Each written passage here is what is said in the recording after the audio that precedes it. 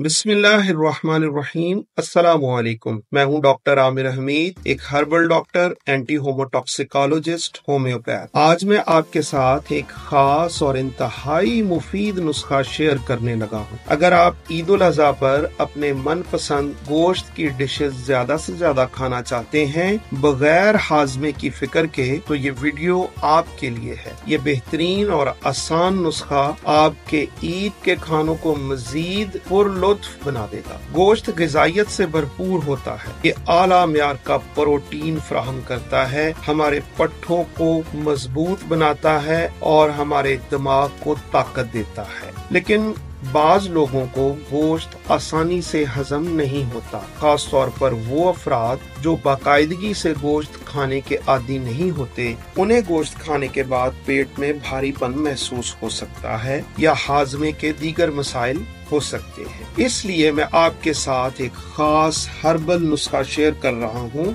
ये नुस्खा गोश्त को ज्यादा आसानी से हजम करने में मदद देगा और इसकी ग़िज़ाइयत के फायदे को ज्यादा से ज्यादा कर देगा। इस नुस्खे के अज्जा में शामिल हैं अजवाइन पिसी हुई 1 हिस्सा, खुश्क अदरक यानी सौंठ पिसी हुई 1 हिस्सा। इस नुस्खे में एक तीसरी चीज जिसे मीठा सोडा या बेकिंग सोडा, सोडियम बाइकार्बोनेट भी कहते हैं, वो उस सूरत में शामिल करेंगे अगर आपके मैदे में तेजाबियत बहुत ज्यादा है। उसकी बड़ी निशानी ये है कि ऐसे अफराद को सीने में अक्सर जलन रहती है और पेट के ऊपर वाले हिस्से में दर्द और चुभन की शिकायत रहती है। अगर आपको तेजाबियत बहुत ज्यादा है तो आप फिर इसमें मीठा सोडा भी शामिल करें, वो भी 1 हिस्सा। तरीका इस्तेमाल ये है कि खाना खाने के बाद इस सफूफ का आधा चम्मच आधा कप पानी के साथ लेंगे। देखने में ये बड़ा आसान सा नुस्खा है, लेकिन बहुत महंगे